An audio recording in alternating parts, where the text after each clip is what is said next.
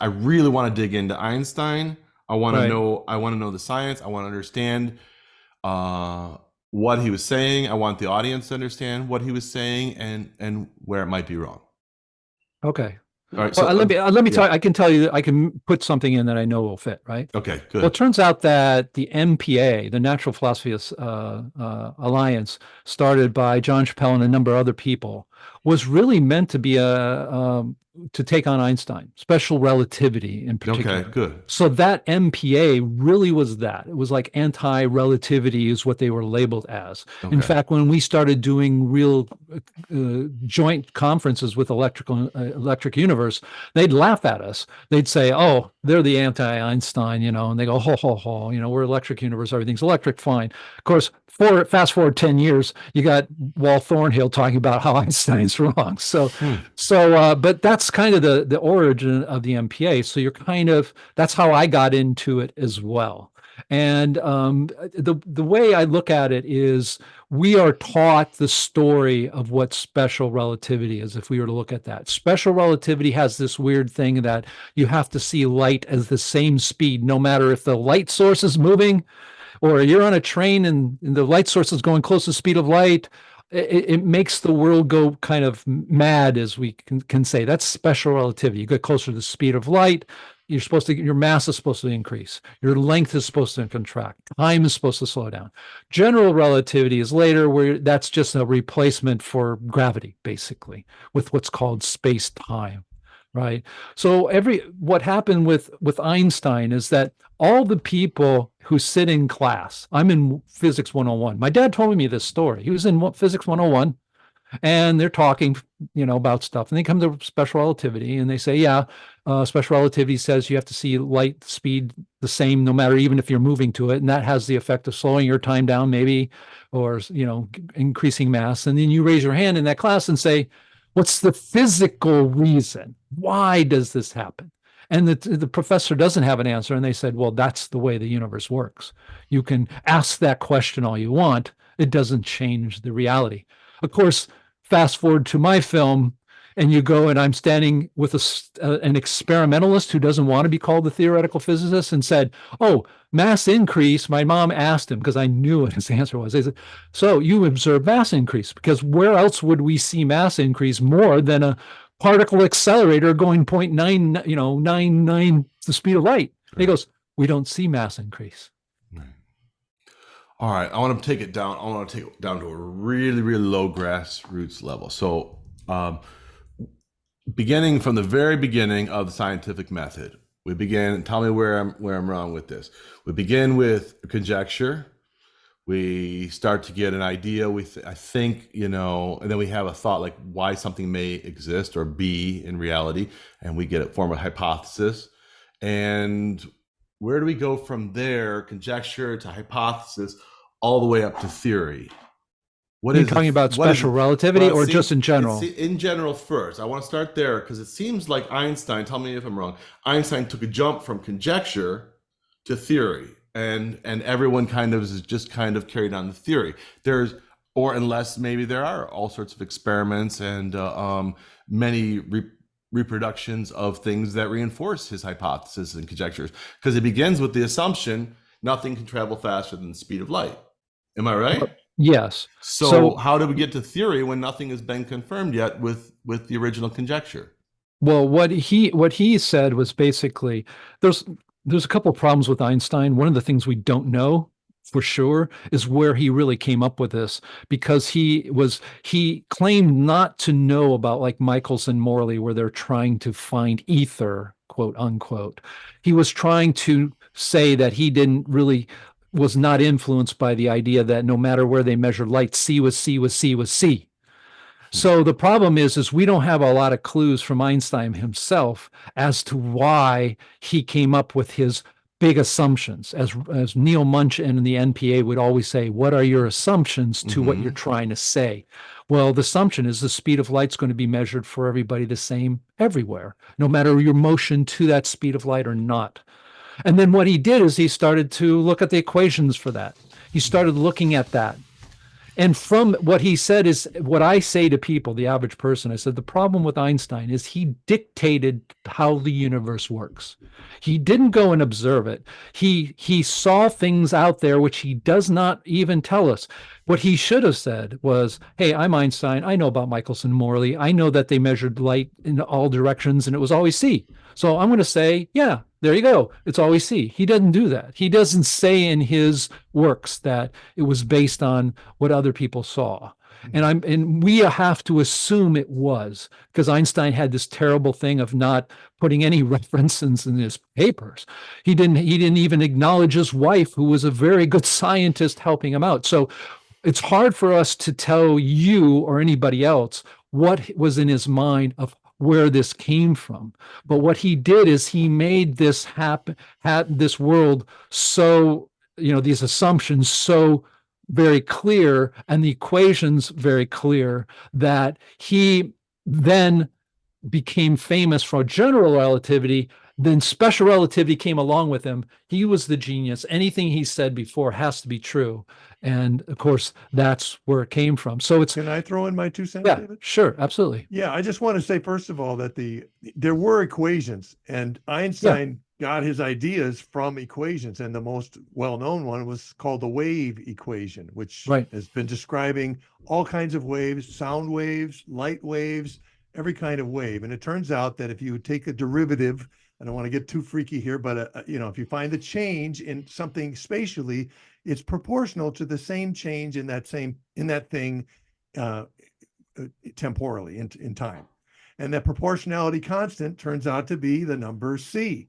And so Speed of he light, attributed speed of light.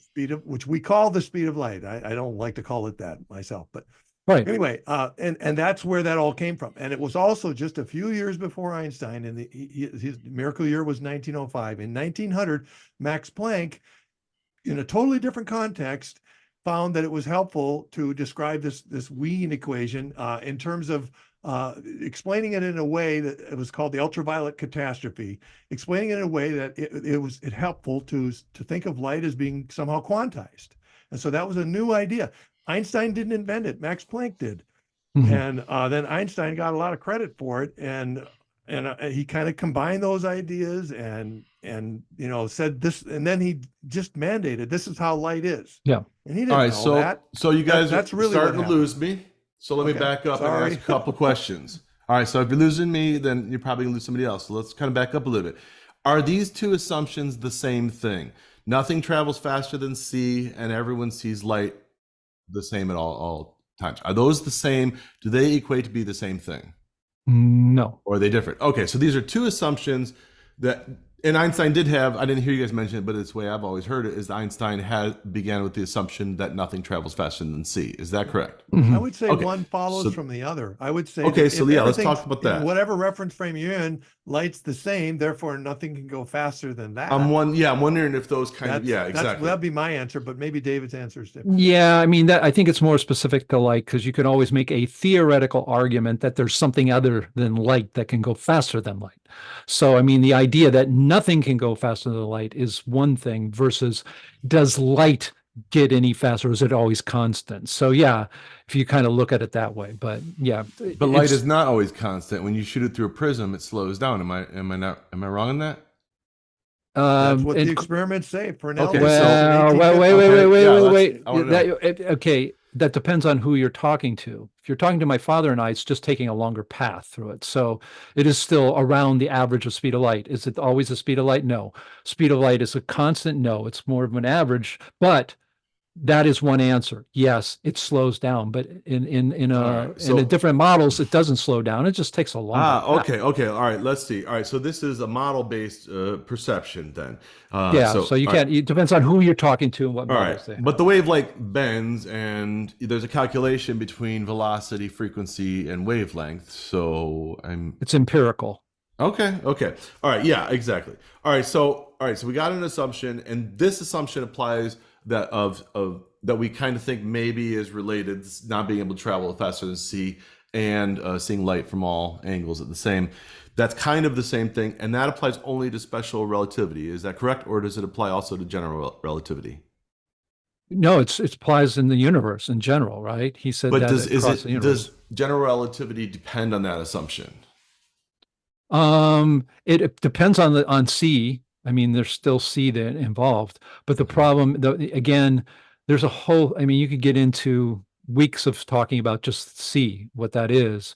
But I think if you look at it from a general point of view, the way I looked at it, and if you've got a general audience that's listening, Hmm. Einstein had all this stuff, and it was being discussed in a very small. It wasn't discussed worldwide.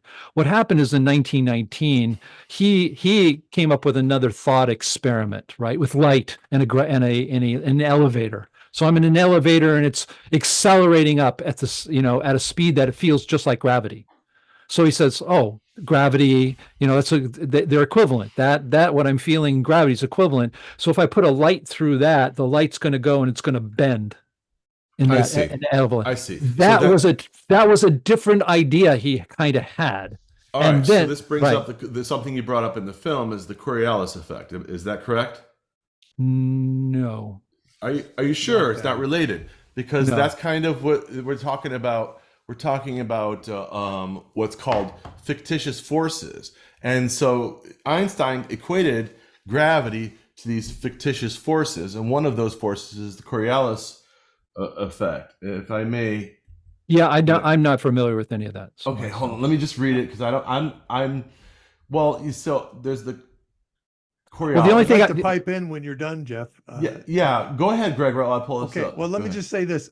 What was unique about Einstein was especially with general relativity, was the idea that, again, space and time are just two forms of the same thing. Getting back to that wave equation, he basically took, the time and put it on the same side of the equation as space and said time and space are kind of the same thing.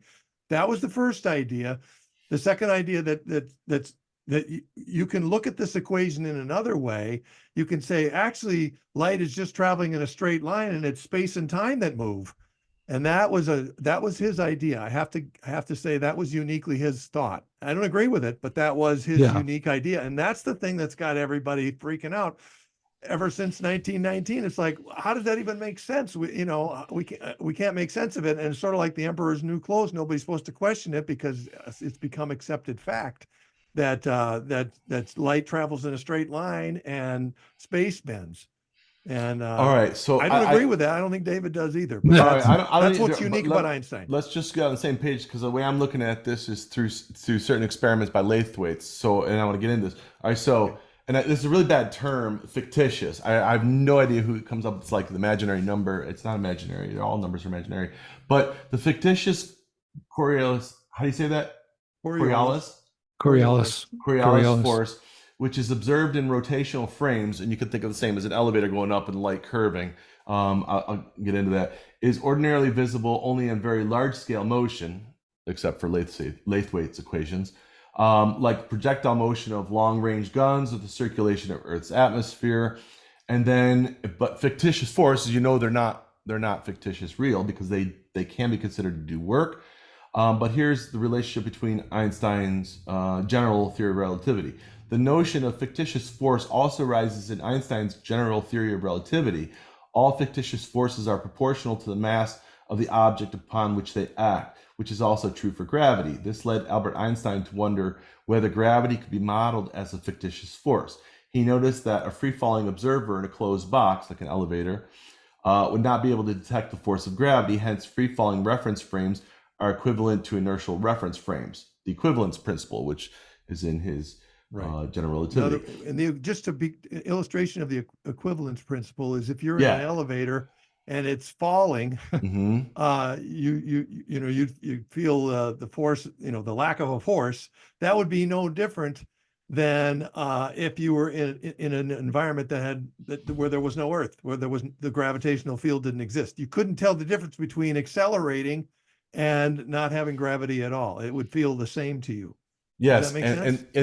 and That's called the equivalence principle. yes, and that an inertial force is identical to gravitational force. Yeah, and you could say in one case it's fictional, in the other case it's not, but the result is the same. So in that sense, that a fictitious force applies. I would, can I just say one more Well, let thing me finish the last sentence, and then Okay. because it leads back to where ahead. if I may, just the last sentence. Developing this insight, Einstein formulated a theory with gravity as a fictitious force. Sorry. And attributed the apparent acceleration due to gravity to the curvature of space-time. This underlines Einstein's theory of Space general curves, relativity. but the light goes in a straight line. All right, so now go ahead, Greg. Yeah, you were saying. Okay, I just want to say something about fictitious forces in general. Mhm. What it is there's a lot of times in reality there are more than one way. There's more than one way to account for things, and we can look at it in a lot of different ways, and they can all be right, or and they can, maybe one can imply another. So we can say the real force is, like, for example, that the Earth is orbiting around the sun. So the real force is the gravitational force that's keeping it in place. But we say there's a fictitious force that is another way of accounting for that moving around in a circle. And then we say that's fictitious. I'm gonna show a video. In my of fictitious. opinion, it's not Yeah. fictitious. It's just a different way of. It's a bad term. Assessing the problem. So I don't like the word fictitious. No, for I don't that either. reason. Why don't we just call it inertial force? Well, You, I would just say it's a different accounting system, and you All can right, you can account for I things. got a in more video than that one will way. show. I will show it in motion, and we can talk about it. All right, ready? Okay. A bit bigger so that friction has less effect. A gyroscope that can move about the vertical axis, and when I undo this clamp, it has the freedom to drop as well. It is a more sophisticated model of our gyro on the tower. Let us spin this one up and see what happens.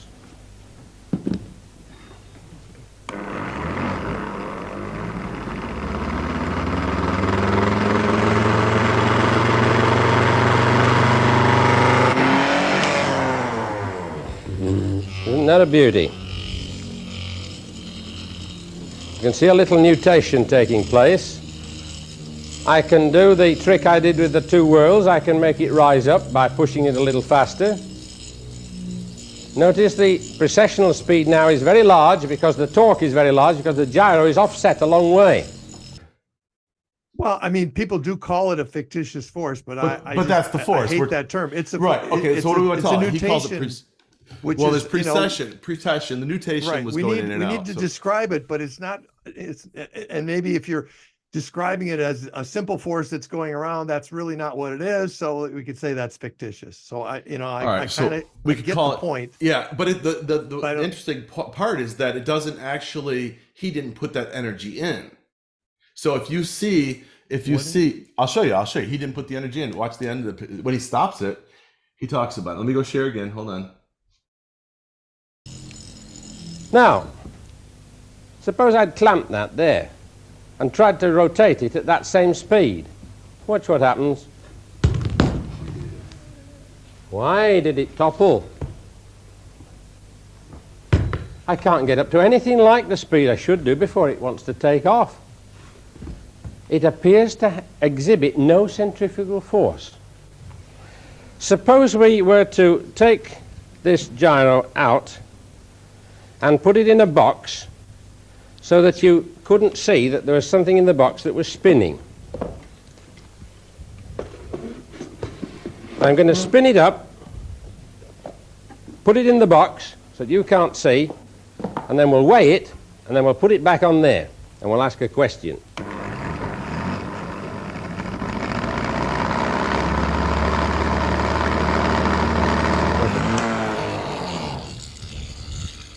They're quite things to handle these when they're moving, aren't they?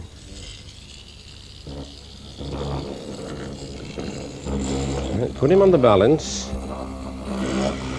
And he weighs about 30 ounces, nearly 2 pounds.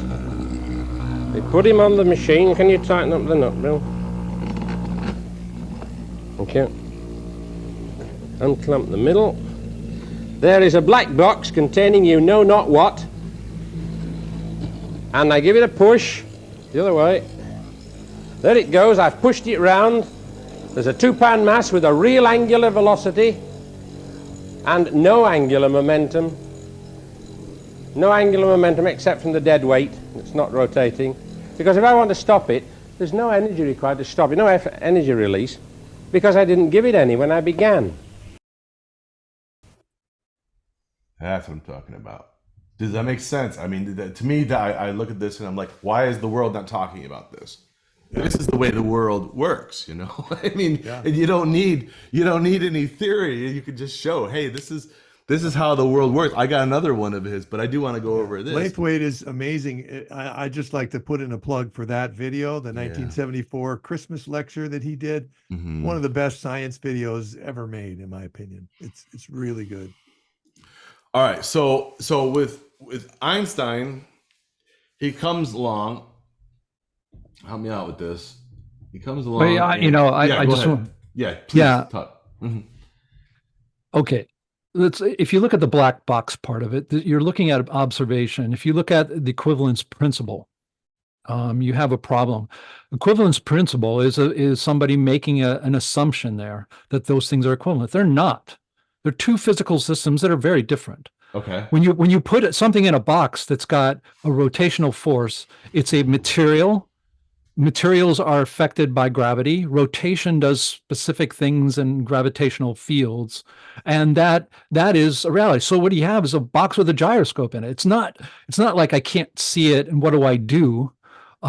What it means to me is the simple fact that until you have a physical explanation for the forces, what you call magical forces or fictitious forces, so that you actually have physicality behind all of those, that we're all just talking about empirical theories and equations still. So it doesn't, those explanations, when I see that, my dad and I have watched those quite a bit, and we've using our models of the four universal motion, we talk about it. They're explainable. It's not that it weighs less. It doesn't weigh less. You have a mass that's rotating in a gravitational field that had to have kinetic energy put into it, and it's still there. So, I think it's interesting, but I think we're making way too much out of it in the sense of, because we're looking at it observationally, never talking about saying, what is gravity? And how does that interact with mass? Exactly, especially at a subatomic level.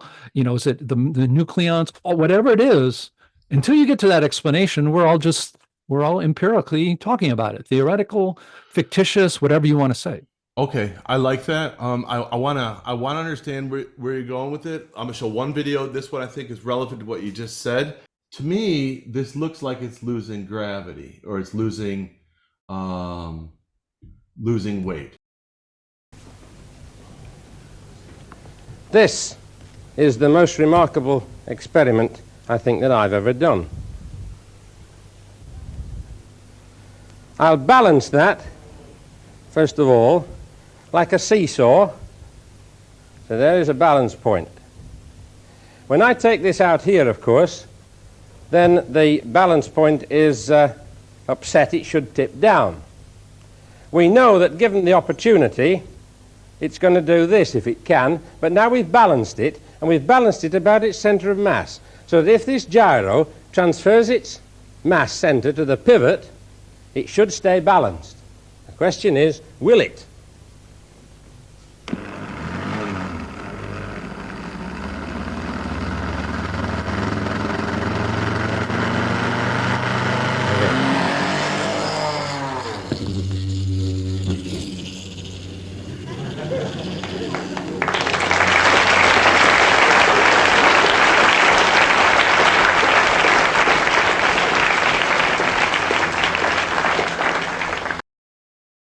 I mean, how did it go up? Well, I mean, there is an explanation for it. It's not super easy, but what's happening is, obviously if you just take an average person and say what's different, well, it's spinning like crazy. What you have there is you have atomic structures that are held together. Now, that's what we call by the Coulomb effect, right? This thing. We call it a gravitic force. It's just a small gravitic force. It's faster than the speed of light. It's much more powerful. It's at a different level. That's what we say. But it doesn't matter. It's held together at a stronger force. I guess you would call it the strong force, right? Okay. And as those things are moving, that strong force is way outweighing the gravity field we live in. Okay. And with that, you have a momentum, and it will pull. It's like a bunch of sailors holding hands on a ship, and I pull that thing is going to have is going to have some effect, and it's moving. So if I take a bowling ball on a ship, tie it to a rope, and I shoot that out of a cannon, it's going to pull the boat. Well, we have atomic structure inside these gyroscopes that are being held together. And we put energy to make them move, and yeah, it's spinning. It wants to go out, but those atomic structures, because we made it so cleverly that these things will spin. Mhm. So you have things. I mean, you have forces all over the place. Yes, and then you have a gravitational field that is variable. It's not equal here to there. Yeah, So- I see what you're saying. Yeah. So the whole thing is again, until we look at the mechanics and all the forces together, all we're going to be doing is looking at it like magic. Hey, if you like these kind of conversations and you'd like to see more, click like and subscribe to our channel. And if you're at the computer and you'd like to hear the whole podcast, click right here.